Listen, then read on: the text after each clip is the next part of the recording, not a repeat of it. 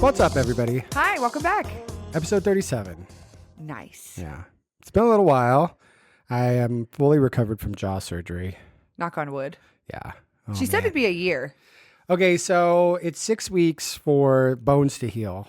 So I didn't realize that when you were like, kids were growing up and I was like, I broke my arm in the summer. I didn't realize it's like 6 weeks for the bones to grow back. Like 6 weeks for it to heal? Yeah. Kind of, sort of. Just, I guess that's how long it takes for two bones to like fuse back together. Not if it's with me, baby. Yeah. So keep in mind when you're dealing with trauma that if it takes a bone 6 weeks, it'll probably take your soul. 6 hookups before you can move past it. Yeah, 6 boners. You got to From boners from different people or boners, individual boner count? Yeah. I don't know. I feel like, well, I don't know if we've talked about this before, but I always find it funny that people always have like an amount of time before when you date one person and then you date somebody else. Everybody always goes, I don't know who came up with this shit, but they're like, oh, you were with this guy for 6 years. So that means you need 6 months. No, I have heard half of the duration of the relationship. So 6 years, bitch, that means you're going to be fucking unhappy for technically 6 plus 3. Yeah. That's 9 years. I'm going to let this dumb bitch ruin my shit. Like, you know what I mean? But like, I don't know anybody that has done that, you know, and then is like, no, we did research. So like if you're dating for 2 years, then you got to wait like a year before. Like, sounds like that came up with big therapy came up with that. Yeah, because then you have to have a therapist to talk you through that shit, which I will say, not everyone needs talk therapy. I'm being serious. Not everyone needs it. Some people just need to go live in a dumpster. No, I just mean for some people, they're so self-aware that like I was in therapy and she's like, well, it seems like you have a really good grasp on what's happening. And I'm like, well, it sure doesn't fucking feel like that. Yeah. And that's why we're meeting twice a week. When I was doing therapy, I remember doing cute little Zoom call moment. You know what? It would be quite a victory if that therapist were to ever listen to the podcast. But like, girl, let me tell you, glasses that you wear on your face are reflective. So if I see you scrolling and you're looking at crock pots while I'm talking to you about my trauma, that's the fastest way to make me lose my trust. I swear. I wish I could have done like a screen recording at the time. Oh my God. Because you could see it. It's in the reflection and you just kind of see like this. And then it's a kind of a pause and then a flick. And then and I'm just like, are those crock pots? Yeah, you're just like, oh, and then he threw you up against okay. Just miserable. I'm like, and then Just at that point scrolling. I become hyper aware to where I'm like, is someone else in the other room, like her daughter, whatever in the room, like, this bitch is talking about him again? Yeah. But it was like I was telling my best friend, when it comes to therapists, I don't know if some of them don't know this, but for me, therapist was the only person I could talk about my trauma with. I wasn't going to bother you anymore. I wasn't going to bother my other best friend. True. I didn't want to let anyone else know that I was still feeling crazy. Right. So, when I get to speak to her, I feel like for her, it's almost like hey, well, we should be moving past this. And I'm like, no. You're the only person that I can talk to you about this without judgment. Apparently also wrong. The crockpot wins. Well, didn't she say you like basically you guys kind of hit a wall, or she's like, I need to refer you to somebody else? Basically, yeah. Because what happened was the princess is in another castle. Your therapist is in another castle. We had a session where she basically told me that my ex was going to move on. He already replaced me. I need to get over it. And it was very like cut and dry. Yeah. And then I go, hi, I don't need to hear that. And I basically was advocating for myself. And I think at that point, it probably came to the turmoil where I was just taking up her leisurely shopping time. But that's, it was really unfortunate, because I was able to speak with that therapist. That's what catapulted me into being able to speak to psychiatrists about getting medicated. Right. Everything needed to happen the way that it would, but don't let anyone tell you how long it's going to take for you to feel better. Also, don't let people tell you how long it is before you're trying to get new dick after you've gone through a breakup. Well, like, and who's doing the research? You know what I mean? Like somebody's out there being like, oh, I dated this guy for 2 years and then I this is what worked. And like anytime people break up, everybody's supposed to like, they just know, oh no, you got to wait this amount of time. You got to wait. And it's like, shut the fuck up. Maybe that's back in like the war times where you had to actually fucking write a letter to someone. Oh yeah. So then now you're like, right. I guess I'll sit here for 3 years and just process losing, having to go through this breakup. Yeah. But back then, I mean, you'd like, your husband would go off to war and die. And you're like, all right, I guess I have 30 people in my town I can fuck. Or you get told he's dead and he's not dead. He's just and then he shows up later. He shows back up later and you're like, you're with my brother. There's people back in the day. I mean, you could still do this now, but there's people that have other families. Like, isn't that crazy? Like, people just find out like, oh yeah, my dad's just got another family on the other side of town. Like, and I don't remember where I heard this or like who was telling me, but like somebody was saying, oh, like if you're like a truck driver or you work a lot and you're not in town a lot, you could basically fake it. But like, I don't know how there's a stress. You know what I mean? Just like, you're like, You're fucking, your side wife is like. Is that a Ty Dolla $ign? 2 of my bitches in the club and they don't know about each other. Yeah, and he sings this whole song about how he buys them the same fucking perfume. He buys them the same shit because then no one knows. I don't think he's cracked the code, but I remember that song. Oh my God, that is so funny. Yeah, it's true. Yeah. But I mean, you know what I will say though, we have in jest talked about our dad having, another life. And honestly, at this point, that would be nice because then we'd have siblings. Just a reason. Yeah. We're like, siblings. Are you sure you don't have another family? Is there some reason why you're just a garbage person? He's like, nope, just garbage. Is this why you don't have any money to give us? Because you're giving it to your other family? But that would track. I'd be like, oh, thank God, please. What if our dad is listening to this and he's like, oh shit, maybe they're ready for me to tell them about. I'll take the views, man. Thank you. You just hopefully you got automatic download and you're subscribed, baby. Yeah, he's just like, oh, they know. But like, instead of like two of my bitches at the club, it'd just be like 2 of my bitches at Safeway. Yeah. Like getting gas at Shell. Just like, like you're always like, oh, I want to check out that new street market. They always downtown. Say it's one town over. Yeah, that's usually it. I mean, I can't see a dude putting in that much effort, But, well, now, I mean, back.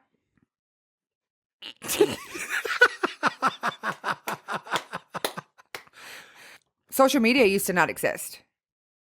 So I just keep laughing because all I keep thinking about is like you'd have to go find someone where now it's like that's all dating apps are. Yeah. It's like guys who just freshly got out of a relationship. So yeah, that's true. That's true. It's so bizarre. It's not bizarre because good for you guys for working the system, but like it's so peculiar to be of pure heart just wanting to date. And pure heart. Yeah. I mean, I'm trying to get booed up. Yeah. But you used to have to go out. Like you used to have to go out to clubs and that's where everyone is. But like you'd since have to COVID, go out. Nobody's out. You'd have to go out. And I've said this numerous times. I'd say maybe like 80% of the people who I match with would never hit on me in person. Yeah. Never. I tell people that. You'd have to be confident enough to come up to me and want to have a conversation with me. Right. Where, these opening lines that y'all have about like my body appearance, mm-hmm. We could only hope that you would do that to me at a bar and I just fucking clown you in front of all of your friends. Well, I remember like just seeing people and being like, oh, I should say hi to this person. And I'm like, no, I'll get like too nervous. But then if I find them like on, Facebook, we have like mutual friends or on a dating app or whatever, you're just like, well, I don't say dating app. It's different for gays. No, those are just apps. Yeah, just an app. Roblox. But it's easier to like say stuff on an app or online because if you get shot down, it's not horrible. I feel like people get so nervous about saying stuff in person. But it's like, the example is we were at Coachella and we had met this couple 2 years ago in Austin City Limits. and they were great. I think they were the ones that initially like took our photo with this camera that we do now. And we stood next to him at like a pink show or something. We exchanged Instagrams, and then we saw Janae Aiko this last year. And then afterwards she was like, "Hey, are you at Coachella?" And I was like, "Yeah." And she's like, "I think I saw you, but we were too embarrassed to come say hi or whatever." And I was like, "Oh, you should have, like, we're both large guys with tattoos, but it's just that like, you don't want to go up and embarrass yourself, have that one embarrassing moment. And that somehow keeps people from doing stuff. So I'm always like, did we met before?" And be like, "No." I'm like, "Okay." I can't relate to that. Yeah, I think you're a little bit more of like a badass. My friend and I had gone, we were super good friends, but we had hung out before Burning Man. And then we camped together at Burning Man. And when I met him, I was like, "Oh, that looks like my friend that I met like a year or two before." But like he had like a really big beard, and we had dyed our beards, and like I think was like a little skinnier. So I just like didn't kind of put it together. I was like, he looks familiar. And then as soon as we left, because there's no cell reception out there, you keep like, well, then now there is, I think. And when we met, like he didn't like go like, "Oh my God, how you been?" Right. And so I was like, well, maybe it's not him. And I don't want to bring it up. Right. Be like, did we meet before? So as soon as we got off the plane and we were like driving home, I was like pulled up like our text message, and I was like, fuck. And then I was like, "Hey, what's up?" And he was like, "Dude, he like forgot eats." That's what we both forgot. It was like so funny. He's like, "I'm so embarrassed." I'm like, "Well, I'm embarrassed. Like, how dumb is that? We spent a week together. We were really good friends, and we became even better friends after." But it was just funny that we like, neither of us were like, Well, the whole time you're talking about that, I just keep thinking about how everyone loves, what is it? The Love is Blind. Yeah. So the shows where it's like, I don't think I've seen that. I haven't seen it either. And I'm going to be honest. This is the claim to fame was when we were at your wedding reception, I made Kelly Osbourne laugh because I told her that I can't watch. She asked me about 90 Day Fiancé. Yeah. And it's the same thing I'll tell anyone. My relationship trauma is too similar to any of those shows. And so me watching people, it's like the secondhand anxiety. And she laughed. It was really funny. I was like, "Oh, Kelly," I was like, you'll find out. I was like, I have really bad relationship trauma. I was like, so I can't physically watch anyone else go through that. Yeah, it's just a 90-day boyfriend over here. Just 30-day boyfriend. No, you call it 90-day potential. Yeah, 2-week chat person. Oh, it's about 3 months. They say that the average dating span now, I mean, it would kind of be like social media. You have a short attention span, so you probably get what? Maybe it'll either be 3 weeks or a month, right? Right. If it's kind of grooving, you get to about 3 months, and then that's either where it's like, well, because that's like the committal range. Mm-hmm. You know, it's either like shit or get off my chest at that point. You know, it's like, I'm like, wait, which is the good one? yeah, because it's like, I think at 3 months, that's when you're, especially with chicks, I think you're kind of in that zone of like, we need to either progress this or I need to leave. I mean, I don't know. But Yeah, like, well, I don't think we've I think ever. it's enough time where it's like, are we like just hanging out? Are we dating? I don't think we've ever talked about this before, but it was almost tracked about 3 months when my ex told me that his divorce was almost finalized. That's crazy. Right? Yeah, my other family. Well, I'm even baffled talking about it now because I was bamboozled. Yeah. Capital B. Yeah. 2 capital B's. Bam. And then boozled is also capital. Yeah. That's how crazy it felt. And so we ended up getting in a really big argument because he almost kind of sat down next to me. And mind you, we kind of almost started living together like immediately. Right. You know, I think it's one of those things. Again, now that I look back on it, I'm just like, oh, what a narcissist. Because he still had his apartment, basically would come over, stay the night, we'd hang out, we'd do the cute stuff, we'd go on the cute dates, we'd walk, we'd go do pizza, all of the fun things, right? And I just remember him sitting down next to me on the couch. And he was like, "Oh yeah, I got to tell you something." I'm like, "Oh my God, what?" And he goes, "Yeah, my divorce is almost finalized." And I was like, "Oh, what?" He said, "What?" It was crazy. And so I just kind of was so I got so upset so fast. What are you supposed to say? I have no idea. Oh my God, babe. Thank you for sharing that. Thank you for sharing this brand new thing to me. Because let's be honest. If you would have told me that when we would have first started talking, right, the brakes would have been drastically pumped. right. Like 1,000%. And you know what happened? I got so upset about it. I got so upset. He was mad because I made that moment about me and not him finishing, finalizing that divorce. And I was like, this is fucking crazy. No, that's the second family. That would be like finding out you were the other woman.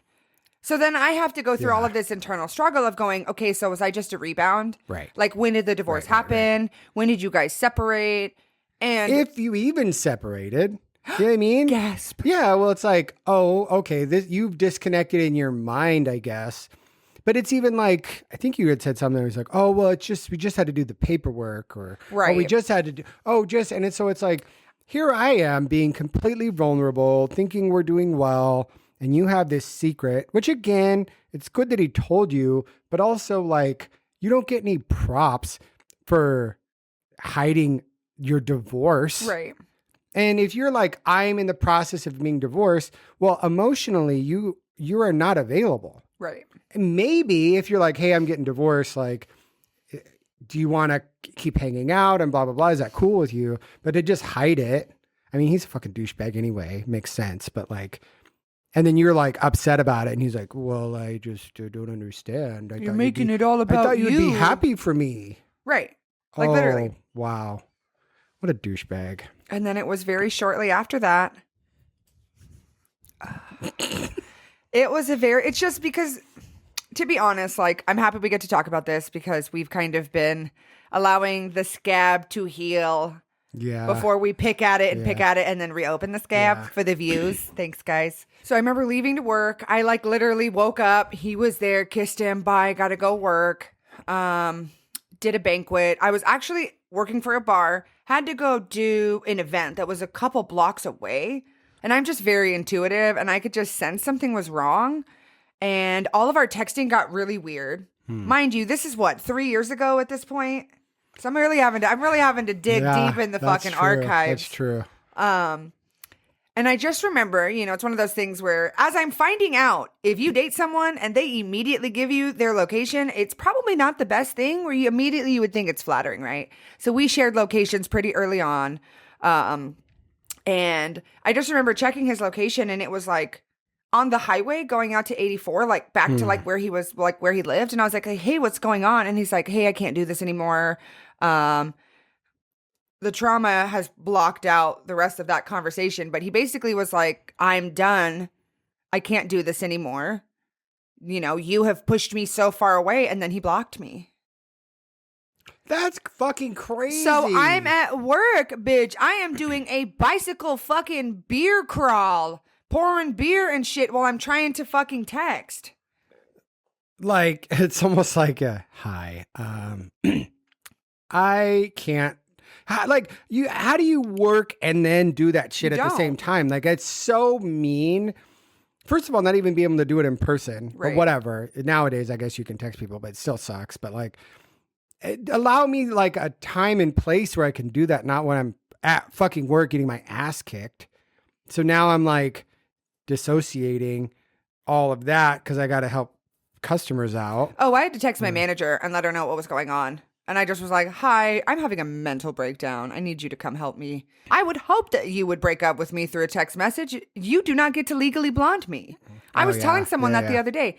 That scene with Elle and Warner, when they're sitting at the fucking restaurant, they have all the girls from the sorority help like get her ready for the date. Mm-hmm. They're all there and they like salute her off to this fucking date where they think she's getting proposed. Yep. They're sitting at the dinner. And he says all the nice things. And this motherfucker tries to break up with her at a nice restaurant in public. Mm-hmm. Because for you, the young kids who are listening right now, apparently men chose to do that because they didn't think women were going to freak out. Yep. And they thought that it would just be like this coy little thing. That was in Seinfeld. There's like a restaurant, Pomodoros or something. I can't remember what it was. But there's a restaurant where they take all the girls to break up with them. Yeah. Yikes. Well, I just remember watching that video because it was right when we moved to Oklahoma. So we were probably I was like 11, maybe. And I went and saw Legally Blonde a couple times in theater. And I just remember watching that movie and at a very, very young age going, I will never, ever let a man do that to me, ever. I was a fucking 11, 12 years old. I go, I will never let anyone break up with me in a restaurant. Like, how manipulative is that? Well, and it's like they see a potential you might freak out. And so they don't want you to freak out. So they're going to take you somewhere where you can't freak out. Right. And it's like, oh no, I would literally not give a fuck. If you were trying to do some bullshit like that, pulled a little stunt. Oh, I told someone one time that I would flip the table over. And then as I was leaving, I'd slide like $100 bill to the hostess and be like, I'm really sorry, but that just needed to happen for the effect, for the drama. Yeah, I mean, he just like, he's such a douchebag. I remember when we went, the whole story about our Disneyland trip is amazing. But we were flying and you guys were there and you were watching Legally Blonde on the flight there. And I was like, oh my God, this is fucking amazing. Because I didn't like the guy anyway. I mean, he was like okay, but you guys have had like a rocky past or whatever. But I just remember you were watching that movie and I was like, this motherfucker is totally that douchebag. Oh yeah, the pinnacle of our relationship would have been when we were all flying down to Disneyland. Him and I are playing my Switch. And then we watch Legally Blonde and it's this cute little thing. Little did I know that was like the pinnacle of everything. And the next day and the days following would be some of the worst days of my entire life. Yeah, it was the Disneyland trip has got to be one of the craziest things I've ever been a part of. Also for you. And the thing is, I want to say me too, but I also feel like I've been through some crazy stuff. Awful. And I mean, he was already a douchebag anyway, but like, I don't know, narcissist people like just a liar. Well, he didn't need to come with. You guys so graciously invited him. You know, it was going to be you, Greg, the brother. Right. And then me. And so we're like, hey, if you guys want, you know, your boo to come with, let's do it. And he's like, yeah, let's do it. And so it became like this super cute thing. Right. When in reality, we had to pay all of this extra money. We're just going to talk about it right now because I think I've been waiting to talk about this for so long. About 3 years. And I wanted to do it when it was fresh because like I felt like Elvis's manager, you know, he's like, come on, get in front of the camera, bitch. Make my money. Come on. Oh my God. You know what I mean? When you hear about these people that are like, their manager is like, get out there and box, you stupid bitch. And then they like die or whatever. That's what I wanted. I was like, come on, Lex, let's talk about your drama. So yeah. And then this is good content. It's juicy. Yeah, and then the aftermath was we didn't film for a year because I was so upset about everything. It just was so miserable. Well, and she just was like processing stuff. And so I'm like, let's talk about it. But it's also like once you talk about it, it's final. And if your brother is like roasting the dude that you care about, it's hard to kind of walk that stuff back, you know, in the moment where you're like, I really want to work on stuff or I really want to talk again. And he's like, all right, well, your brother just called me a fucking loser. Well, it's 80 times. One of the things with like emotional abuse or domestic violence is that, you know, I genuinely was too scared to talk about it because I thought I would get in more trouble.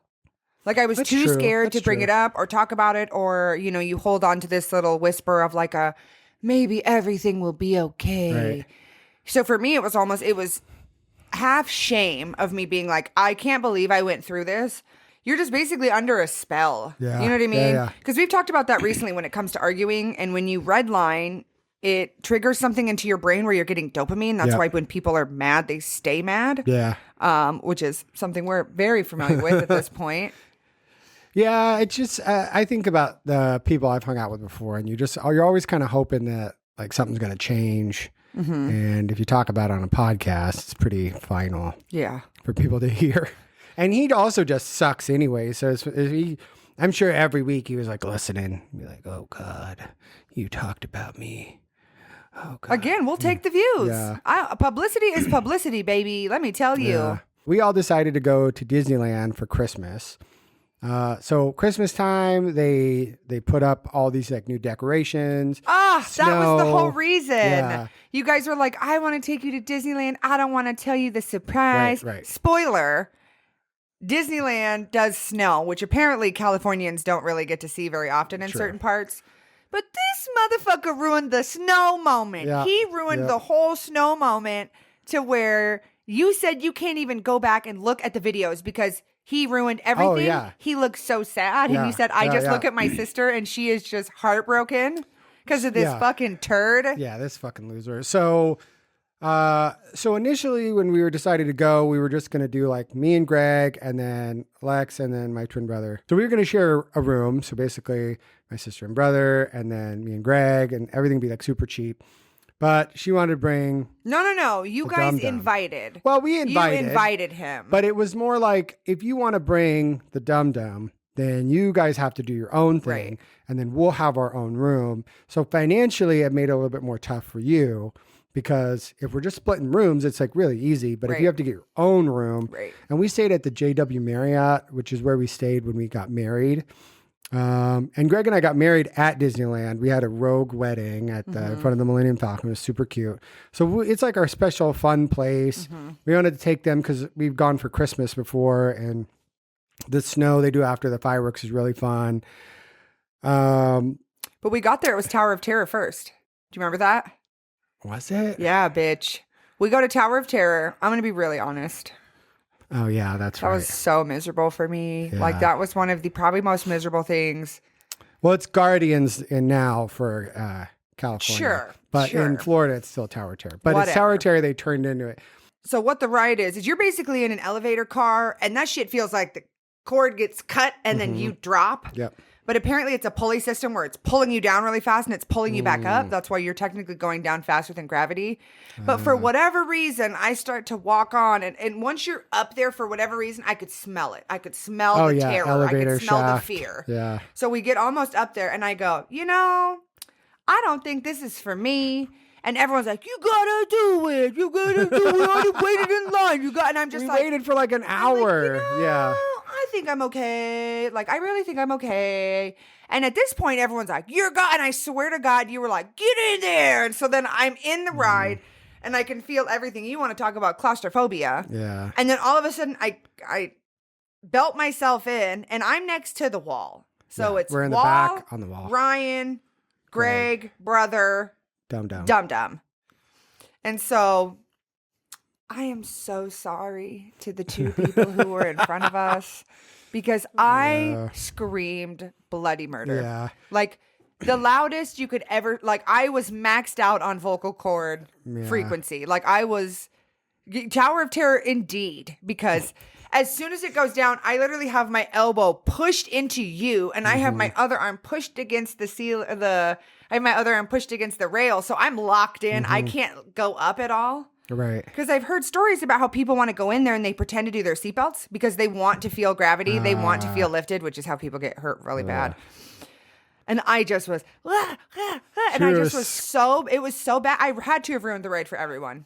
Oh, we should find the photo and show the photo. Insert photo here. Miserable. Well, okay, so here's my thought process. Because like for me, I don't like tight spaces. I really don't like rides like that. But every time we go, I end up doing it. And I'm like, all right, that was kind of fun. Even though I still really don't like it. And so I think I was kind of going, oh, she just needs to get on it. And then then it'll be fun. But there was literally no fun. Like she basically went into bloody murder. I'm going to die. Yeah. And there was literally wouldn't open her eyes. Nothing. And so basically it makes you go up and down all these levels. And it's not like super crazy. Like before it used to go all the way to the top and then it would drop you. So it was just it's like a long drop and then they take you up again and drop you again. So it's just like intense. And this one, you're more going up and down. So it's and mind you, this is a fucking children's ride. Yeah, it's a Guardians of the Galaxy. There's little kids in the front giggly dee. People love it, yeah. And I'm just in the back, just fucking pale face, like. It's hard when you get into that zone. And I didn't really well, and you hadn't made any mention of this before, like we got on the ride. So I didn't really think about oh, my sister's going to go into full blown fucking panic. I'm going to die. Oh, man. And then Panic, I felt bad. sweat. Yeah, I it was was bad. Because usually you do a ride like that and then you go like, oh my God, I was so scared. And it turned out to be really fun. It was like, there was literally no joy. Like we got off the ride and you were basically like walking. I was moved out. to the bathroom. I was out and you so were like- fast. You were like, yeah, I'm just like, and Spent. then everyone felt bad. And I was like, well, you shouldn't have put it next to me. Like, Well, we went, and when I went to leave, it was basically like, get me out of here now. I had sweat through all of my clothes. I was in a really expensive sweatshirt. I ripped it off my face. I got makeup all over it. I was sweat through all of my clothes. And I literally go out and I'm like, you know, like sad kid in high school. Like I put my back against something and I like slid down to the ground because I just was like, had no body function. Let me tell you, I scared the shit out of those moms that were waiting in line because I just can't, they're all waiting with their like 12-year-olds and I'm just like, yeah. just so panicked and so frightened. And I don't know if, you know, you go back and look at the photo, Dum Dum having the time of his motherfucking life. Of course, yeah. So don't pretend like he wasn't happy at some point of the trip because we end up going, I can't remember. Was it that same day? Yeah. I think it was that same day. Yeah. Yeah. Because we did Guardians of the Galaxy because it was further away. And then we go to do all of the Star Wars. And so I think we do 1 or 2 different rides. We go in, it's really cute, Disney moment. Right. And we go into, what's the Star Wars ride? Rise of the Resistance. Yeah, so that one's super fun. And that was like we're waiting in line for, I think it was like an hour and a half. Yeah, it was long. So when we got married, that was the first ride we went to. It's arguably the best ride. It was at great. Disneyland. It's such a fun ride. So like, yeah, but it breaks down a lot. And so the line just gets like super crazy. Mm-hmm. And it was still pretty new at the time. So if you don't have like a fast pass or what Disney Genie Plus, whatever the fuck they call it, then you're waiting like hour and a half. Yeah, but that's part of it. yeah. You know, if you're going to an amusement park, you're going to be standing and waiting. And the inside part's really cool. Like it looks like you're actually in a Star Wars Rebel base. Right. You know? And then you go and you kind of snake through. And like, again, we talk about, you know, the relationship we had with our parents. I can sense an energy shift real quick. And we, you know, if you've been on the ride before, you kind of go in and there's this room that's got like almost like little stone chairs, like plaster of Paris chairs that have been molded in there. And so it gives you a moment, a whisper of just being able to sit and relax. Your back hurt, your feet hurt. Right. It's not great. And so I remember being faced against the wall, booty cheeks touching the wall. And I'm like bending over, trying to relax my back because my back is so locked up just from standing for so long. And of course, I'm probably in some pretty dumb shoes. Like I'm not wearing the Hokas that are super bouncy and lovely, so I'm told. I was in a pair of like platform Vans that were really fucking heavy. And so I remember we were just giggling because we thought the guy in front of us was crap dusting us. Yeah, we thought this guy was farting. Yeah, because it was so bad. And I feel like he had a stroller. I feel like he was with his family. But it was like a whole family in front of us. It just, we kept joking the whole time that this guy was farting. And he might not have been. I mean, it could have literally been anybody. But that was the funny joke. So like the whole time we're in line, we're just like laughing at this dude. Or with him, I guess. And then all of a sudden I could just sense this energy change with Dum Dum. And I just was like, is everything okay? And he's like, yeah. And I'm like, oh, okay. You know, and I'm trying to just be like happy. Like it was so fun. Get to go on vacation with like a boyfriend. I don't think I've ever really had that opportunity before. And it just got fucking exponentially worse. I would say every hour. Compound interest, baby. Every hour just fucking got so much worse.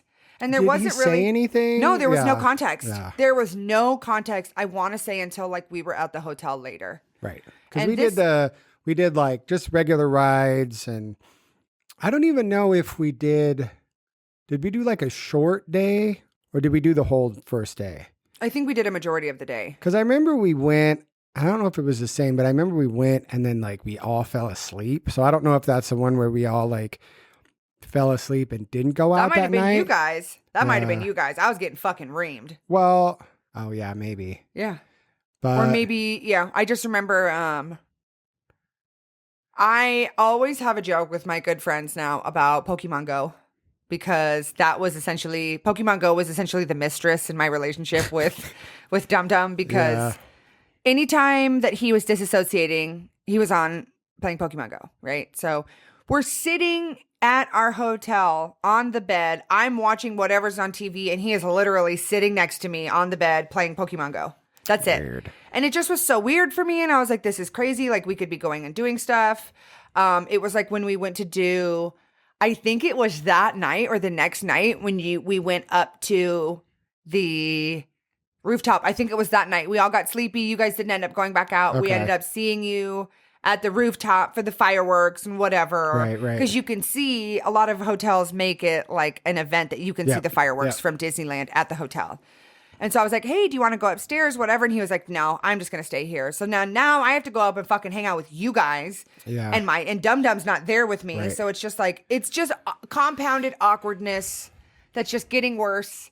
And I'm on no medication at that time. So I'm just raw dog and anxiety and ADHD. Yeah. So I'm just, there's a lot of shit that's going on into this. And I just remember finally getting him to tell me, and he was like, I can't believe that you would be trying to get attention. And I was like, what? And he goes, yeah. He goes, when we were waiting for that ride, you were like stretching. It just seemed like you were really doing that for, all for attention. And, what are you doing it for the guy in front of us? And at that point, it was like so almost comical that's what he thought happened. Because one, I'm with all of my family and my boyfriend. Yeah. How, do you think that I'm just going to let you go to sleep at the hotel and I'm going to go meet up? It was so blasphemous. It was so crazy. And I just remember feeling so upset and so trapped. Right.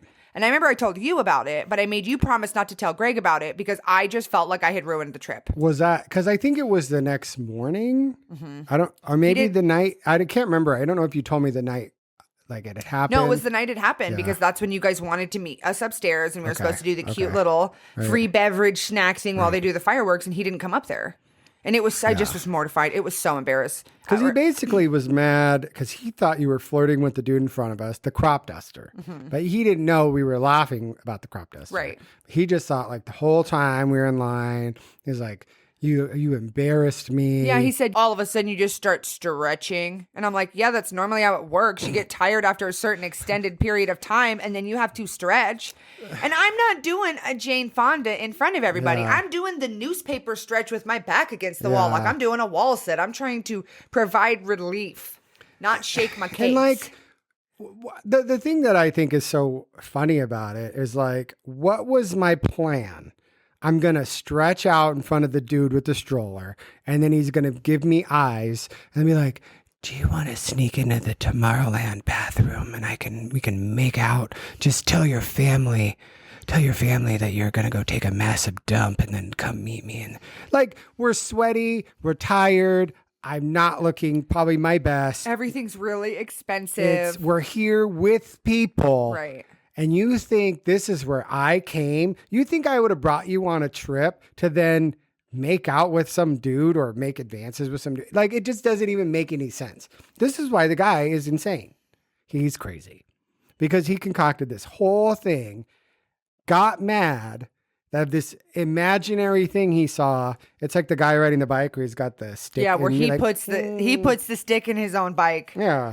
And then wants to know why it fell over. Oh, and it's and then not even going hey, so this is a thing that I saw, am I crazy? And then you could have been yeah, why would I do that? And you were like, okay, well, I just have anxiety or this has happened to me. So I just need to hear you say it. It's fine. He was literally you're guilty of this thing. Correct. Nothing you say will undo it.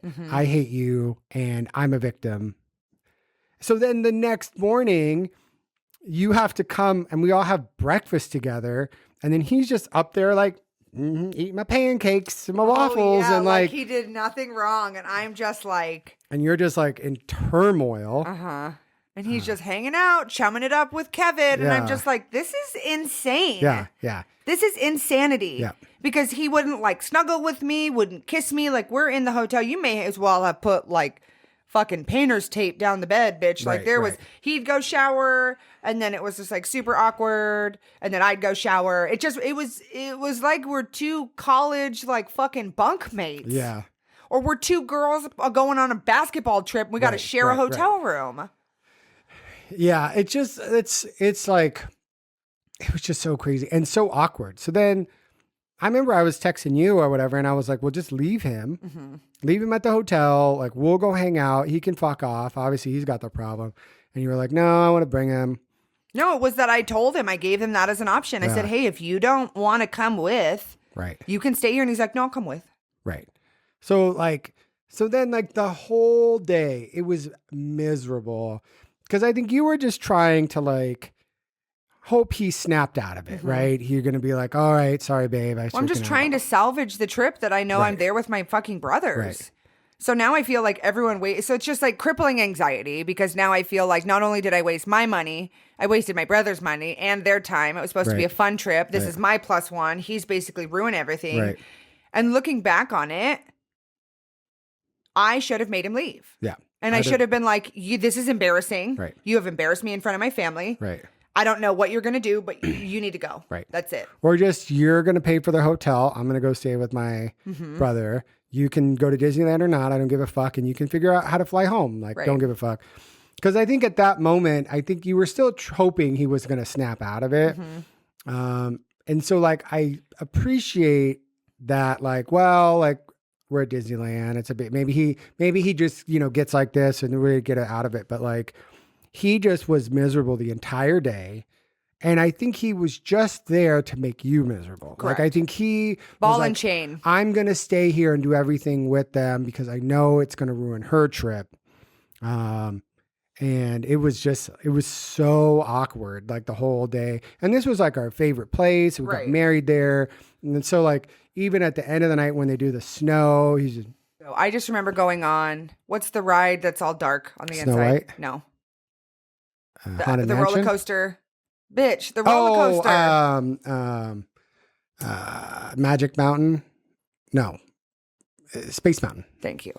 So I remember we went on Space Mountain and we got the fucking picture. And the picture, he's literally sitting like this. He's just like a tall baby. For those of you, tune into the YouTube live. What do I say? Tune into YouTube. We record this. He literally was like this. Like a corpse. Like a corpse. And so we got the photo, and I just remember seeing the photo. And it's one of the things when you go to the ride, you like run off the ride because you want to see the photo. And we're standing there and we're like waiting so long to see it. And maybe they were vetting it and they're like, don't put this one on the TV. Yeah. Like, it's so embarrassing. And it just was miserable because in retrospect, it was like dead eyes, like serial killer. Right, you know what I mean? Like emotionless. And at that point, the reason why I find it so important that we tell this story is that was a moment that should have been it for me. But it also should have been a moment where I advocated for my boundaries and I kicked him out. Yeah. Yeah. Because I think that was something we never had in our life where we had someone go, nope, I'm done with this. I don't like how you're treating me. I'm not doing this anymore. You don't deserve to be in my presence because what was so hard was I was being gaslit. Yeah. Yeah, he concocted this whole crazy scenario. But when you guys weren't there, he was making me feel like everything would be okay. Right. So then that way I'm like, okay, hey, we're going to Disneyland. And then all of a sudden he's like serial killer, like no emotion on his face at all. Right. It was insane. And I hadn't really thought about it until you had said it afterwards. But like, I'm very fortunate for you and Greg because you guys provide me a lot of opportunities. You really helped me with a lot of stuff. And I just remember Greg saying he didn't offer to pay for anything once. Right. He didn't say, hey, let me buy you guys, churros. Right. Hey, let me get the Uber. Yeah. Hey, do you guys need XYZ? There was none of that. Right. Because we would do, it's like a $6 Uber. The hotels are pretty close.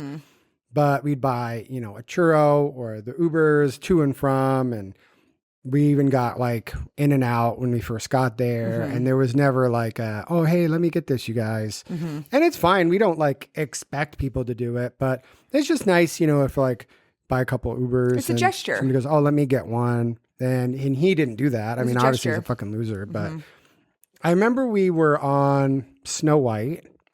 And at this point, I'm just like, it's like middle of the day. I'm just like over him. I like, don't even care if he's on rides with us. And I honestly was like, I was trying to tell you, like, do you want me to tell him to fuck off? Like, do you want me to tell him to just go? And you were just like, no, like, let me handle it. And I'm like, okay, I respect what you feel you need to do. But the Snow White, like the queue is really tiny. And then you get on these cars with 4 people. The cars are kind of coming as you're getting to the front of the line. And you can kind of see the names. So they're all named as the dwarves. And I was like, okay, if we get on this one and dumbass has to get on the next one, it's going to be Grumpy. And I want to take a photo of him in the Grumpy car. Because like, how funny would that be just by himself? And and it didn't work out because there's like a disabled like loading area or something happened where he couldn't get on Grumpy. And I was just like, because didn't we make him go by himself? I think so. Yeah. But he's like, he got on a different one. And I was like, oh man, that would have been so funny. Just him just being sad on the Grumpy car. And then we did like the snow at the end of the night. And he just was like, because that was the big surprise. Yeah. Like we didn't say anything that was the big surprise. Because you had said that, oh, I just am so excited for you to see what the big surprise is. And I didn't really know. And so as soon as we have the fireworks and it's snowing, I'm like, oh my God, this is so wonderful. It's Christmas. I'm like, what a cool moment. And you just turn and look still serial killer, just emotionless.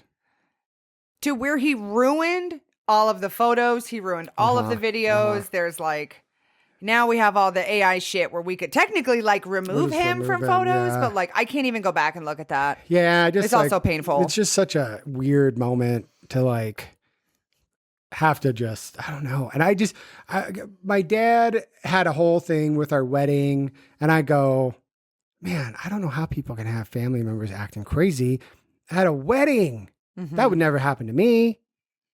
And it totally did. And then this happened, and I'd be like, how can you be sad and upset at Disneyland? Right. It's the happiest place on earth. Like, you have to be a hateful ass bitch, loser, cunt, moron to be selfish. sad at Disneyland. Selfish. And then it's not even like you can be like, all right, I understand. Sorry, I had to freak out. Like, my anxiety gets crazy. Let's move on. He just was like, you did this thing in front of me, and now I'm using that to basically ruin the trip. Right. Won't stay behind by myself. Yeah. Have to come with. Yeah. Has to literally be the ball and chain, like this anchor to punish you. I'm dragging along the whole time. And what was really funny was I sent you this video on Instagram, and it said traveling with your bestie who's in a toxic relationship. And so they're at Disneyland, and it's the girl, and she's like selfie recording herself, and then flashes over to her best friend who's literally just pained on the phone. And I think they did that like 5 or 6 times where the girl's like filming herself at a different place eating a churro, pans over, best friend is still on the phone.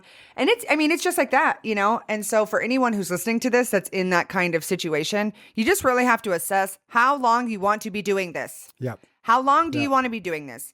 What was crazy with the narcissism was that the whole trip was miserable. Right. Sorry. Yeah. The whole trip was miserable. But the last night we were there / the morning after, it was like this big emotional, like he's crying, I'm crying. He's like freaking out, crying. I'm like trying to like soothe the situation. And then somehow kind of sort of like made amends, I guess. We had like crazy sex in the shower, and he just was like, wow, that was great. So everything felt okay till and then we got back. Because I feel like when we were yes. Because driving to the airport, I was irritated because I had to drive, and we were in rush hour traffic. And then I was just like irritated that I think you guys were like, okay, like you kind of made up. And then I was like, well, what the fuck? Why now? I'm hoping you guys are just going to break up, or maybe he'll die, or fall out of the plane or something. And then it's like, oh, okay, well, everything's fine. Or we talked about it and we're good now. And I'm like, these motherfuckers. Because I hate that shit. It was so bad. Like, you did the thing, but now everything's fine. But then we still have to live with all the shit. So we don't get an apology. We don't get anything from him. So where we just all feel weird. And then we feel bad for you. But yeah, I think I remember you guys had talked about it and flew home. But it was funny because you guys were watching Legally Blonde on the flight. Oh, and yeah. I was just like, this motherfucker. And then he ended up being the guy. Oh, yeah. And being crazy. Oh, yeah. Being Warner. Yeah. We were laughing about that because I told you that a little bit ago where I was like, oh, my God. I go, he's Warner. He tried to break up with me. I said, no, bitch, we're not doing it. We end up kind of going our separate ways. And this motherfucker came back. So it's like at the end of the movie where he goes, I love you, Pooh Bear. And she's like, I've been waiting so long to hear that. But if I want to be a partner of a law firm by the time I'm 30, I need a boyfriend who's not such a complete bonehead. And she turns around and the guys open the door. She goes, thanks, boys. And she walks out of the courthouse. And multiple levels. I got to say this because I, again, have been watching Legally Blonde since this shit was in theaters, Reese Witherspoon, theaters. When he says that to her, he is still engaged to the other girl.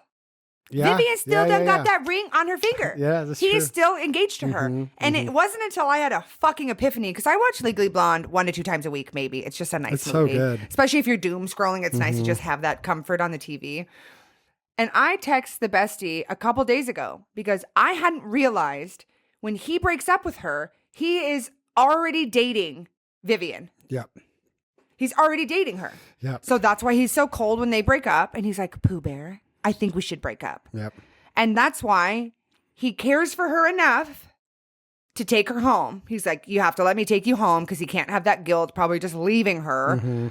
And also the manipulation of going, well, if it doesn't work out with this other girl, at least I cared enough to like take her and get her where she needed to be. Are you talking about when she breaks up with her in the beginning? Yeah, and she's walking home and he's like, get in the car, and she's like, no. And he's like, wait, you're are gonna. you saying that he was already with the new chick? Yes. Because How do they we talk know? about getting the ring from the girlfriend when they show her the ring. Oh. And he goes, oh, we got back together after grad school. Interesting. So I don't know, but the way the math was mathing to me when I watched it, and I go, then it makes so much sense, because when she goes to leave, he just drives off. Yeah. Because in his mind, he's already going to date the other girl who's not the blonde, right? Insane, dude. Yeah. Insane. Yeah, it just that moment was so empowering, I think, to a lot of people, because you're basically like, oh wait, you're just the same loser, and now you're like coming back trying to bring me down. I'm already grew past our bullshit relationship, and yeah. Because we love a full circle moment, because this motherfucker, I blocked him on everything. He made fake Instagrams.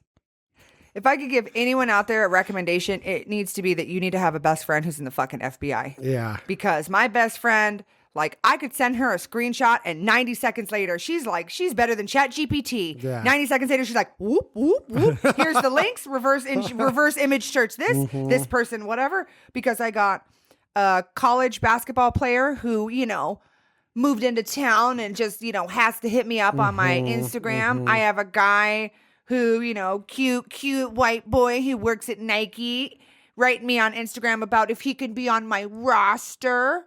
I had an emergency. I have all the screenshots. I have all the screenshots. I have all the screen recordings. Like, you can go in on Instagram and you can check when accounts were made. So I'm checking these accounts. We're finding the images on Google of these real people. And then we're going in and seeing that an Instagram was created that same morning that I'm getting these messages. Girl, bye. It's so uncomfortable. And then I think he was like, oh, wait, you the girl with the cupcake tattoo on her hand? I just had to talk to you. Like, it just, we don't know that it was him confirmed unless he's admitted to you. But like, it is so childish and exactly what he would do. I was calling him by name. Yeah. I'd go, hey, dum-dum, I know it's you. Right. And the conversation would keep going as if I had never said that. Right. If you were a real person and you called me a different name, I'd be like, what the fuck? Right. There'd be some kind of acknowledgement, but the fact that I would do it every time, I'd be like, hey, nice try, dum-dum. Right. And then the conversation would continue on, and then I would literally block and delete, right? I want to say it happened maybe 4 or 5 times. The most recent was like a really handsome emergency room doctor, surgeon, whatever, writing me, clocked him with, I was like, hey, dum-dum, nothing. And it's like the conversation's still trying to go back and forth. I immediately send a screenshot. My best friend has the full profile immediately. It took her 35 seconds. And I'm on this real person's Instagram with a real story that's got real followers, that's posting real life things. And I got some fucking idiot who wants to be in my roster, in my fucking Instagram DMs on a made up account. What we learned recently, if someone is making fake accounts to talk to you, that is harassment. Right. If someone is showing up at your house uninvited, that is harassment. Right. The next episode is going to be really good because we're going to get to talk about the crazy shit. But we have to talk about Disneyland because it was just so miserable, dude. Yeah, and I just hated him so. I still hate him. And then even after, I was like, I never want to talk to this guy for the rest of my life. And you were like, well, what if we get back together and get married? I was like, I don't give a shit. I hope he like burns in hell. What he did was so shitty to you. And in the moment, you're like trying to like get through it and get around it. But it's like, weather the storm. It's so manipulative and just so shitty. It's like you took a place where we got married, that we do our fun trips all the time, and just tainted that. And we still go back. We still have a really good time. But it was like, just so weird that you would do that. Right. And this probably happens all the time to people. They like bring a boyfriend or whatever on a trip. Or but just like the Instagram video, or you go on a trip and your toxic ex is at home gaslighting you. Mad that he can't go. The thing that was really hard was I think when you're in a relationship that's like that, where after the fact had therapists tell me I was being emotionally abused, was dating someone who was a narcissist, coming from a therapist. Yep. This is not me just labeling him. This is me doing talk therapy with someone and being honest about what happened. This is not me getting on a podcast just being like, whoa. Right. Like, this was real trauma that I had to break down, unpack, talk about, still kind of deal with that now. But that was really shitty. I was really taken advantage of. You guys were really taken advantage of. It was so bad. I couldn't film the podcast for a year because I was so upset and just kept getting dragged through the mud. And we flew home. Everything was cute. We got home. We were at my house, fell asleep, woke up the next morning, and I can just feel it. I can just feel the energy. And he basically broke up with me the day after we get back from Disneyland. Dang. I'm sitting on the couch sobbing as he is taking shit into his car, and he's just loading shit, and he's going bag by bag and bag by bag. And I'm just sitting there just sobbing. And I was like, we didn't have to do this. I was like, you could have just left at Disneyland. I go, you didn't have to make me feel like we were going to be able to work through this. And it's literally seared into my mind. And he's got the last little things that he's taken out to the car. And I look at him and I go, so you don't want to just take a break. You want to break up. Right. And he goes, yeah, I don't want to do this anymore. I go, I just want to be clear. You don't want to date anymore. You don't want to take a break. You don't want to see how things are in a little bit. Right. You literally want to break up. He goes, yep, I never want to talk to you ever again. And so then he leaves. And I'm just in turmoil because I had, our parents fought and our dad would get really mad. He'd yell at our mom. He'd cause all these fucking waves and then he would leave. And so I'm literally sitting there and now it's, child me feels like I'm just vulnerable. I'm at home. I've just been left. My family is mad because I ruined everyone's fucking trip. And he had to go home to play video games. Yeah. Fucking loser. Video games that, might I add, clocked. Because when I start to date someone or we go through the getting to know each other process, yes, I'm very intense on this podcast. But when it comes to dating someone, I'm also intense, but in a different way because I talk about things I'm okay with and not okay with. And I had made a comment early on with him talking on the phone about how for me, it's a little challenging to date someone who plays a lot of video games. Yeah. It's really hard for me. And I mentioned it and he brought it up after the fact. Because I said, hey, I have a really challenging time dating someone who plays video games because in my mind, a lot of women don't want to feel like they are also with someone who is dating their video games, right? So my joke always used to be, if I walked into a room naked and you don't set the video games down to hang out with me or have sex with me, whatever, I'm like, we're doing something wrong. Right. And so he told me after the fact, he was like, yeah, he's like, I just didn't know what to tell you. He goes, you clocked me on the video games. He goes, but he's like, you told me that. And I was like, uh-oh. And so he basically just hid the fact that was his way of, decompressing, which everyone has their thing, but also I just have to tell you guys his schedule because it's just crazy to me. Okay. After we stopped dating, this kid used to be a physical trainer. I met him. He was string bean. He was so cute, tall, lanky, dark hair, funny, just so loved it. Wouldn't have started dating. Again, I don't do things I don't want to do. So wouldn't have started dating him if I didn't like how he looked. Right. We talked about working out. I did a lot of Pilates, a lot of Legree. And, he supported me doing that. But it was only after we stopped breaking up entirely, he started working out. He started wearing all of the workout clothes that I had bought him. It's just so comical. And now I laugh because I think about all the girls at that 24-hour fitness that either think he's cute in the clothes that his ex-girlfriend bought for him sure that he is so yoked now. All of his clothes are so fucking tight and he probably looks real stupid. I really hold on to that because that shit makes me laugh so hard because there's no way he would go out and buy new clothes. Right. These expensive ass shirts and luxury workout clothes I got for him. Yeah, just embarrassing. Just It was embarrassing. Such a loser. But after we stopped dating, he already knew my schedule, right? I work in retail. I'm very transparent, when I go on dates with people, like, hey, I do need someone, an ideal partner for me would be someone that has a little bit more of a flexible schedule. Because I work retail. Some nights I'm off. Holiday, I'm done with work at midnight. Yeah. True. So there's a little bit of like, well, do I want to text him? So he would wake up. He wakes up at 4:30 in the morning to go to the gym and get a pump. Then he goes to work and, works at whatever, 8 to 5 job. Gets done with work. Sometimes we'll go back to the gym and we'll go home and go to bed. Or go home and I'm going to play video games for as long as possible and then go to bed. This motherfucker's going to bed at 8:30? That's crazy. I'm not even done with work at 8:30. That's so early. That's I feel crazy. bad for how people have to get up and work super early. Not him. But people who want to do that, people who want to do that, that's their choice. Yeah. You want to get up and go to the gym? I support you with that. Right. And the reason why I'm bringing this up is not because I'm mad or any way, shape, or form have feelings about him turning his life around, getting healthy, going to the gym, gaining confidence. Right. It all has to do with the fact that he used his schedule against me to not have to talk to me. So not being able to have a phone call with me when I'm done with work. Right. Him now strong arming me into knowing the only time I could speak to him at all was in the morning. Right. So I'm waking up to text messages at 4:30, 5:30, 6:30 in the morning. I have the receipts again. I hate saying that because I watch back the episodes and I go, wow, you say that on every episode. And it's because it's true. So I would wake up in the morning. Hey, had a bad dream, sweat through my clothes. I hope you have a good day today. Blocked. Couldn't even respond back to that text. It was so bad I had to stop sleeping with my watch on because I could get the text and automatically get panicked. I hate that shit. I used to do graphic design for people a lot, like some people in New York, and like anytime I get an email from these people, I was just like, I just know it's gonna be some bullshit. Like, God damn it.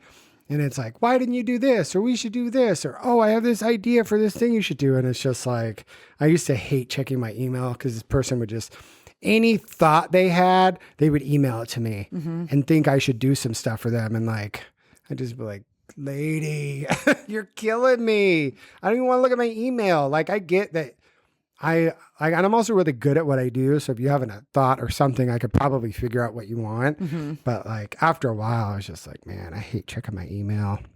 Yeah. And you're basically stuck in fight or flight. And it's really challenging to be able to pull yourself out of that. And we went through, back and forth. And like, it got to the point where every time I hung out with him or saw him, I would have genuine thoughts that would go, oh, wow, like this is probably the last time I'm ever going to see him. So I should soak it up. I should enjoy it.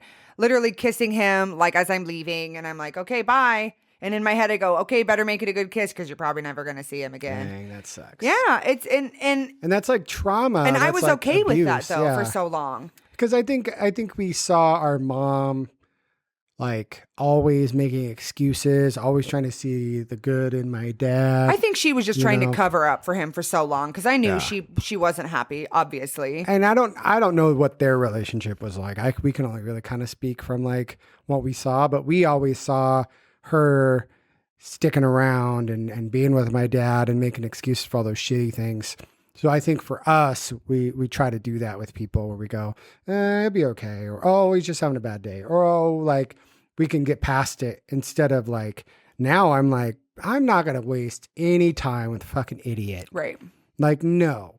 Time, this is what I've learned as I've gotten older. You cannot get time back, right? So people go like, oh, my cars mean a lot. Or, oh, this. It's like, how long you're on this planet is the most valuable thing that you can have. And if you give away your time to a person who literally doesn't care, like that is like the worst. You get overdraft your bank account by $1,000. Your time on this planet is so short and you only learn about it later when you go like, oh man, I was with this guy for 15 years and he was a fucking loser and he beat me up or he did this or he talked and and so it's like, I wish people could like kind of wake up a little bit earlier. Everyone's journey is their own, but like you just learn that later when you're like, fuck, I just spent 5 years hanging out with a douchebag. Because I went back, and the reason I know the years is because I was going through and just kind of just deleting old text messages, like spam ones. Because again, I keep everything. And I remember getting really, really far down into my text threads where I found a message that I had sent to a number that I hadn't saved that said, hey, I just want to let you know I met someone. I really enjoy my connection with him. I wish you the best.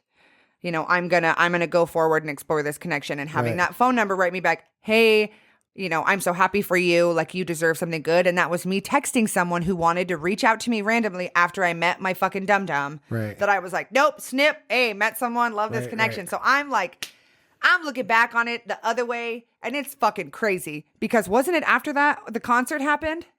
Yeah, because it was December. Yeah. We kept trying to make amends. Trying to make amends. Right. Never happened. Yeah. Because what happened was when he went through my fucking computer that night, when yo ass went to fucking move out, and I said, do you want to take a break or you want to break up? And he said, I never want to speak to you again.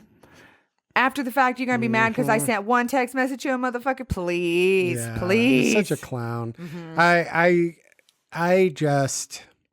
don't know. I just dislike people like that. I dislike him. I dislike just what those people do. They just, like, you're making up shit in your brain. None of this is real. And if it is real, we should be able to have a conversation about it. And I should be able to say my piece and you should say your piece and we should be able to move on. You can't just be mad and then stay mad and not want to hear what I have to say. Right. And if I cheated on you, if I went and blew this guy in a bathroom at Disneyland or whatever, like there needs to be like evidence and shit, like things that I actually did. And he just... Not a thought. Not just something you made up in your brain. And then should have been like, hey... guys, I'm really sorry. I had a moment. I'm really, blah, blah, blah.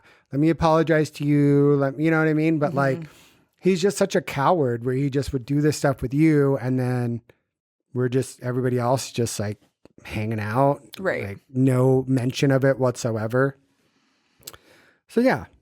So the reason why we're bringing this up now is because enough was finally enough. And if anyone listening or watching this, if I could just help you or your best friend or your parents or your whoever into feeling empowered enough to just saying, like, I'm not doing this anymore. Right.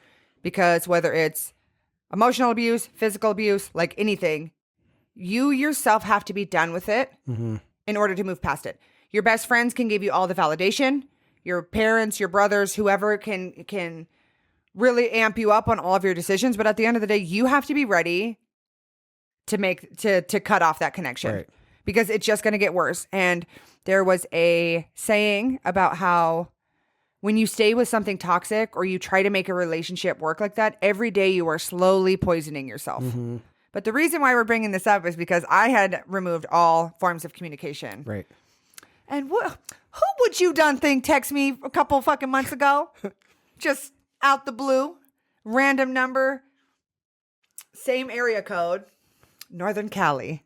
And you know what? Because you are listening to this, you little fucking shithead, 2 of my favorite boos have a 530 area code. So I didn't really know which one it was, to be quite fair. Was really hoping it was the other one, but no, it was the fucking dum-dum. So I'm like literally, and we'll get to this later, but just the fact that he is still trying to get it in. Right. Is beyond me. Yeah. Because he basically just reached out with a new number and was like just trying to start up the conversation again. As if nothing ever happened. So I want you all to know they always are going to come back and you have to be prepared.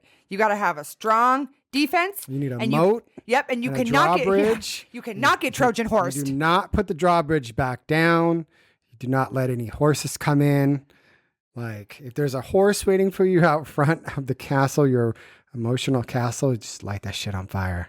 Yeah. If someone's hiding inside of it, catapult and fire Just over hot, the wall. Just hot grease, hot oil. Psst, fuck you. Yeah, because at the end of the day, you're always going to wish that they would have changed. So if they come back and they give you a little bit of goodness, because there were times that we would hang out, we would spend a day. Hey, can I pick you up? We'll go do the fun things we always used to do. Right. We'd go do the fun things. It would eventually lead to us having sex. Of course. And then he would literally the next day go, hey, had so much fun with you. I'm going to be MIA the next couple days. Yeah. That was, I'm horny and I need to hang out. And now I'm just going to block you and go play video games. The blocking shit is crazy. I just can't. Like, if you're going to block me, that's it. I have no patience. If you decided to block me one day, that's it. I'm not going to further this shit. It's just so rude. Mm-hmm. Like, you're just done. You're just like, bloop, I'm done. And then, so no, fuck you. Mm-hmm. Well, we learned a lot today. Did we? Finally get to tell the Disneyland douchebag story. I've had this episode titled Waiting. Fucking The loser, Disneyland man. douchebag. Yeah, I'm sure I'm going to pick up some more nuggets I need to drop as we film more episodes. But Because just again, it was a really long time ago. Yeah, it is still trauma still is carried with you, but it is good to leave that shit in the past. yeah, and just if your friend or daughter or brother wants to bring somebody on a trip to Disneyland, have them watch this episode first. Yeah, because looking back, it was not worth it. Should not have done it. Yeah, Should 'cause not it have just- done it. It's tough when you bring in a new person, and like no amount of prepping before, the person's always going to be like, no, don't worry, it's going to be fine. Oh, it'll be great. And then when things go bad, then it's like, God damn it. And we still, to this day, make fucking jokes about him. Mm-hmm. We still to this day make jokes about how when I go on dates with people or things go well for me, we're like, that's crazy. He was nice and supportive of you and didn't gaslight you before a big meeting in the morning. Oh my gosh. Yeah. Like he would, anytime she'd have some interview or something really cool or something she was looking forward to, he'd always have some bullshit in the morning, always some drama. And then she can't just do an interview. Now she's got to do an interview and think about this fucking loser. And so anytime she has something, I'm like, wow, you did that all without having some dumbass like gaslight you in the morning or shit on you. Wow, you're actually able to focus and have a calm nervous system when you go in to do this really important thing that means a lot to you. Crazy. Yeah. Also, if we get stabbed in the next couple of days from when this is posted, we know who did it. Yeah, take him down, baby. Take him down. We're going to put his address in the comments. Well, it's nice that you've healed from your surgery. Oh, yeah. It was really nice to have people at work tell me how funny it was because you got your lips with the saliva. I was like so glad we did that because after the surgery, I was really bad, but not able to talk a lot. I feel like the more I talked, because I have cuts all up here and in here on the inside. And so the more I would talk on the phone, the more everything would hurt really bad. And so I feel like I got it maybe just like a couple days past when it was like I was the most functional, could talk, but then also like wasn't in a ton of pain. But that shit was so funny. Like, because you go, well, we're going to do like mini episode, maybe like 15 minutes. Yeah, that shit was like an hour. And we were laughing so hard. Yeah, I was like, it's probably going to be about 90 minutes. And sure as shit, it was pretty so long, funny. but that was fun. So it was a good thing you got to share your journey. Finally feel like I'm back to normal, like face-wise. I don't know about that. Yeah. It takes like 12 weeks for the scar tissue to start calming down. And so I feel like I hit the 12 weeks for up here. I know. Show him your teeth. It's the first time I can ever see the front of his top two teeth, right? man. It's crazy. Now I have Invisalign for 25 weeks, which is crazy. And then probably more Invisalign after that. So I'm like, oh my God, 48 more weeks to go before I'm done with Invisalign. And I've already done it for 2.5 years. So it's like, just get fucking braces.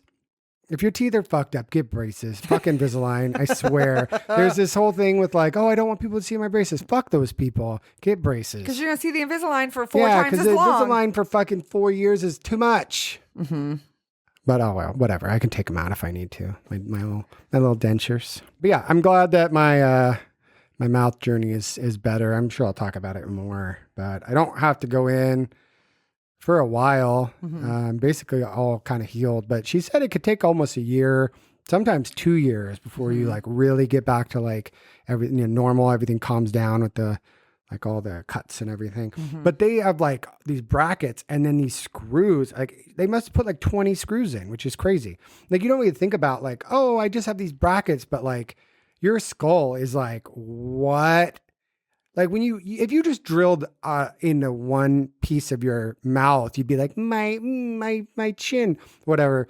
But then like 20 screws, like your body's probably freaking out afterwards. That's probably why you're so swollen. It's crazy. You're just like, it's like, what? Like everything's here, but there's just a lot of holes and new shit.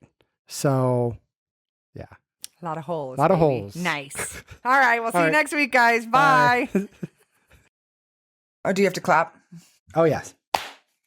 Ooh. That was a good one.